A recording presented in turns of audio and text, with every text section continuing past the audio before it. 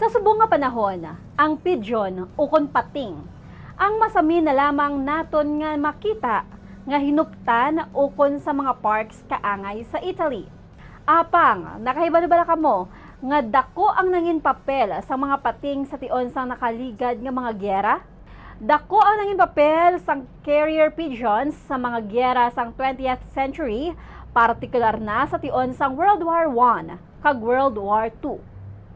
Kung sa diin, sila ang nagserbe nga masaligan kag madasig nga messengers o kon mensahero sa tion nga nagapalyar o kon nagabisyo ang radio communications.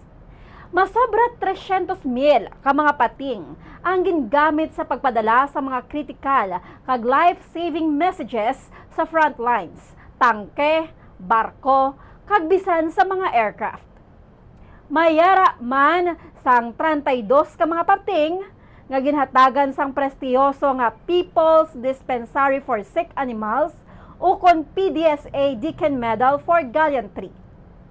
Ang mga pating ang masami ginagamit bangod sila ang mas mabudlay nga ma-intercept sang sa radio signals.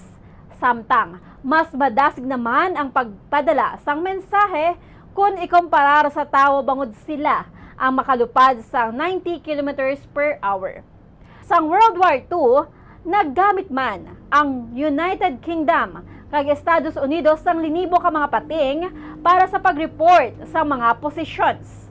Isa sa mga nakilala nga pating si Sir Ami.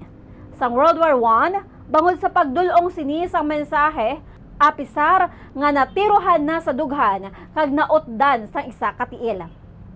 Ang pagkabaganihan sini ang nagluwas sa ginakabig Lost Battalion. Samtang si G.I. Joe sa World War II, nakasalbar naman sa linibo ka kabuhi sa pagdulong sinisang mensahe nga nagpauntat sa himuon kuntani nga pagbombardiyo sa nasakop nga banwa sa Italia. Ang mga pating ang ginakarga gamit ang specialized containers sa tangke o kon aircraft kag ginadagdag upod sa parachutes para sa resistance fighters. Para sa nakahibalo-bala kamo history trivia, ini si Bombo Glory Faith El Shario, and this is Bombo Radio Philippines, the #1 and most trusted source of news and information, Basta Radio. Bombo!